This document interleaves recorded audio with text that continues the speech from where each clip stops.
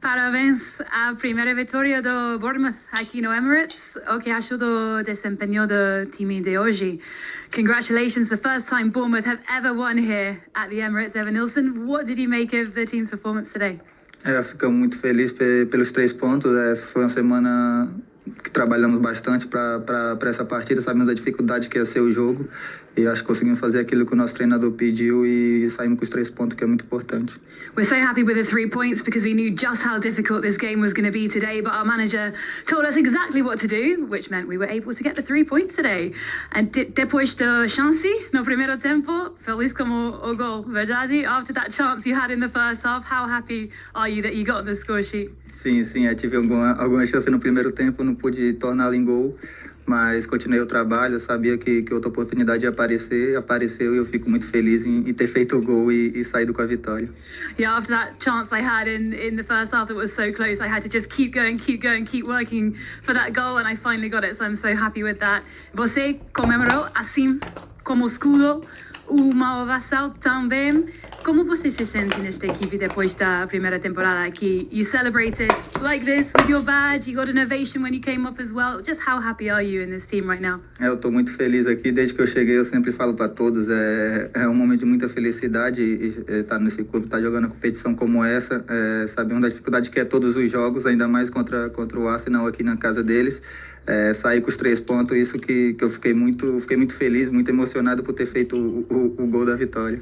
I'm so happy to be at this club, playing in this brilliant competition, and what's more, we were able to get a massive win here today, 3 points against Arsenal and a goal for me as well, or what could be better. E para terminar, the last question, o futebol europeu a próxima temporada já próximo, verdade? European football next season, that little bit closer, right? Então, desde que eu cheguei, eu tive esse projeto, né, de a gente procurar a competição europeia. Eu acho que tem uma convicção de disputar uma competição europeia. Eu acho que nosso time tem um talento para isso. Continuar o trabalho, tem mais 3 jogos ainda e buscar os 3 pontos, buscar as vitórias. We're convinced that we have the squad for European football next season. There's so much belief. We have the players for it. We just have to keep going and get 3 points in the next game. Parabéns. Thank you. Obrigado. Obrigado. Obrigada indeed. Player of the Match award to our colleague Alex Aljo there. Absolutely outstanding. Michael understood about half of that without the need for Alex, didn't you? A little bit. Ivan Nielsen into double figures. They talked. Dominic Solanke went. Howard Bournemouth score goals. First season. He's had an injury as well. Another big goal today. Exactly. I mean, we talk about Brighton, we talk about Brentford, we talk about quite a few teams in terms of their recruitment, but Bournemouth have been exceptional in recent times. Another one. He wasn't cheap, so... No, but he was 25 million less than Dominic Solanke.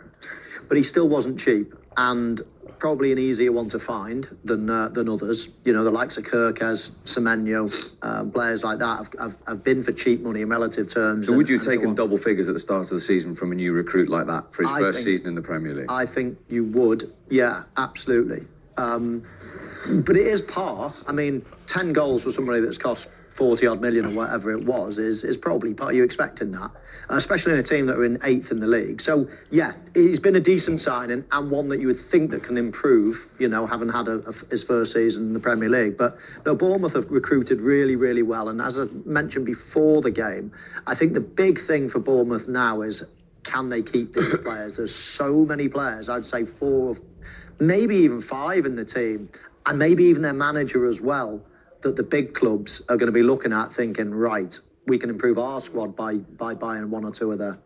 I think Evan Nielsen, he looks quite sharp. Like we saw again, his movement today for the header, what he missed was really good. I've seen him before, he's got good movement, he's got good energy in respects of running channels and working hard. And when you look at Semenyo on one side, maybe Tavernier, Cliver in and around him, he kind of stays in and around that box and sniffs out and gets chances like the one we even saw him score today. So you like to feel, if they are continuing to move forward in that way where they're gonna close down man to man and then press high, and then he's in there. So you would fancy him to score even more goals next season once he gets even more used to what they're doing. Yeah, 7 in 10 for him in all competitions. We'll come to his goal and the whys and wherefores about it in a moment. But talking about players linked elsewhere. We talked about Daniel Howson before the game started for his defensive work. He didn't have too much to do for the equaliser here, did he? No, it was quite a strange goal. You don't see this anymore. I mean, I played for a team in Stoke that scored 1 or 2 of these, but it's not really a tactic that you would use in the Premier League too much. Semenyo obviously comes on and he takes the long throw in. We see Lewis Skelly here actually just not even looking at the ball, but he's not even marking him as well. And Howson just pulls off the goalkeeper, really. He's not marked. He goes into the danger area and he flicks it into the corner. I mean, it's a pretty simple goal. I think it's a really good goal from where he is, but like, yeah, you say the marking. I think the marking there and the same with the marking for the next goal. It's funny because both of the defence are not looking at the player who's about to try and score. That was really strange to see, especially when you know our Arsenal are quite diligent with their defensive work, but not so much this season. It's not been as good from set pieces this season. So to see them concede 2 goals like that at this stage of the season is quite disappointing as well. I know they're knackered. They must be. They're tired, I think, physically and mentally. I think they are tired, but they've got to go for that last push. They've got to finish it off. Yeah, and it was 2 goals in 8 minutes in the end. Right. Yeah, it was, yeah. And another set play. Well, it was, and again, when you look at that one there, we saw no one really challenged, and it's the same with this one. It's like the ball's great.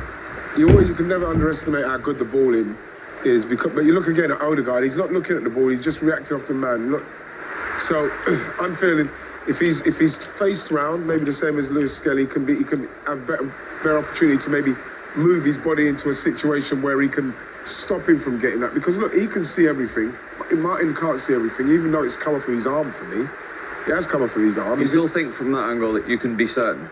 Well, I can see it. Of course I can see it. It's come off of his arm. It's like, I'm sure they'll have some fancy way of explaining it, what makes me think, oh, okay then. But the fact is, it's come off of here. Well, the word was insufficient conclusive evidence to be certain that it had struck the arm. Yeah, that sounds beautiful. But like for me, it looks like it comes off his arm.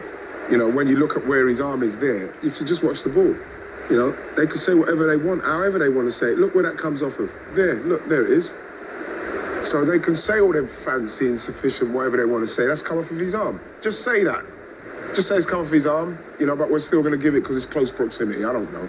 But I just don't like, I'm tired of the fanciness. But at the same time, Martin Odegaard again and Martin Skelly marking with back to goal is always a worry for me. I don't like to see. I want to see people seeing the ball so they can attack it or they can react. But it didn't happen. Are you happy with the check there on the handball? I agree with Wright. It's come off his arm. I guess you have to be conclusive to disallow it. I don't mind that rule. I just think when the ball is bouncing, so it's coming up this way, there is no other way it can't go up. It can't hit me and not go up unless it hits something like your arm. If I take my arms out of the equation, it hits me here, it bounces and goes high. It's just, physics just tell you that. So as soon as it went in, me and Righty said it's got to have come off your arm. The ball can't go back down unless it's hit something that's stuck out of your body to make it go down. So we knew it had hit his arm straight away. If there's no camera angle to say it's sufficient, then I hear it, I get it. But I would agree. I think it's a handball. Now then, as we mentioned, it was another set piece. Look at this. They haven't conceded the most goals from set pieces, but Arsenal don't concede many. Just 31 all season, but 12 of them now from set plays. So that is the highest percentage in the Premier League. Almost 39% of the goals they've conceded in the league have come from set plays. Now, quite rightly, we've produced the figures at the other end of the pitch for Arsenal this season and praised them to the hilt about the different types of corners, etc. Is that in any way a concern going forward? I'd say it's a concern. I think, you know what, Steve? Of course it's a concern. The percentages are there for everyone to see who got the most, but the biggest concern is how static we were in the box. I don't know if it's because we haven't got Gabby Margalles in there to organise it and be a bit more aggressive, but the way we were in those particular instances, no one seemed to be doing anything. And it seemed very easy. No one was off the ground. No one was like urgent or trying to stop it. And that is why probably the 38%, you can look at it there and you think, okay, yeah, I can believe that. But at the same time, when you see it with your eyes, that's poor defending. And we could put it down to tiredness, fatigue, I don't know. But that's poor defending. And it seems to be catching on because we've got 30%, 38% there. And it's quite ironic, isn't it? Because we've been lauding Arsenal. Yeah. We've been talking about how good their set-piece coach must be, and obviously is in one box, but he's the worst, well, they've got the worst record percentage-wise in the other box. So I'd suggest he needs to start practicing a little bit more at the other end, because fine scoring all those goals, but if you're going to concede the most as well, or big highest percentage, then that's a problem. And that might be for note pre-match in the Bournemouth camp, with their manager trying to highlight that. He did. They won. It's a league double over the Gunners. Big, hard-fought 3 points here at the Emirates. So what was key in getting the result today? For me, I think I like the game overall, even the first half. I think we've had our chances. Van Nistelrooy had a couple. We didn't score, but I think we were playing well. And probably the key was the set plays in the second half. The throw in, the corner. I think at the end, in this kind of close games, to make the difference with the set plays, I think it was the key to take the 3 points. How important was it when you weren't getting those chances, and when you weren't getting the goals with the chances, to stay composed and keep pushing and go look for alternatives? Yes, I think we've been at half-time not talking about it was a good first half. I think obviously they're going to have some chances. We are playing Arsenal away, but we were playing well. We were having a lot of the ball. We were taking good positions, arriving not a lot of chances, but we had decent chances, especially the two from Eva. And it was a matter of doing the same things, trying to push a little bit more. And I think the subs also today helped us. Antoine coming from the bench, I think it was a good spark, in that moment when both teams were tired, and I'm really happy, yes. How much practice do you put in those long throw-ins? Because it's not usual to see goals like this anymore. Yes, we haven't scored any this season, just the first one. No, I remember we conceded 2 or 3 because it's Brentford and Ipswich. And we have a couple of players, Antoine, James Hill, who can put dangerous balls. Really, today was longer than I expected from Antoine, and a nice moment to score this kind of goals, yes. And then Yes, he enjoyed those 2 goals in 8 minutes. A reminder, they are up to 8th, which could be enough for European football next season. As it stands, they would be also finishing in their highest ever league position. They managed 9th once under Eddie Howe. As I mentioned, they've already won more games ever in their history in the top flight. They've already got more points than they've ever done in the history in the top flight. I mean, the giant strides that this guy is leading Bournemouth to. I think we might be seeing a little bit of change in the Premier League. Bournemouth aren't the first team to be surprising us like this. From humble beginnings, I mean, they were bottom of the Division 2 only 10 years ago. So it's the most incredible rise. And there's no slowing them down. They've probably got the smallest stadium in the Premier League. I guess revenue is probably smaller than anybody else's as well, or right down. However, they keep unearthing gems. They've got a great playing squad, a great manager. They're just a very, very good team. And I think we're seeing so many of these. You look at the league table now, it's no longer a surprise to see Fulham up there in the top half, or Brighton. Brighton have done it for a long time. And Bournemouth, Fulham and Forest came up together. Exactly. Bournemouth now as well. I mean, we get Manchester United and Tottenham in the bottom half. I just think that these teams are very wealthy as well, and they can buy the good players as well. Very good points. Great day for Bournemouth, but not for Arsenal.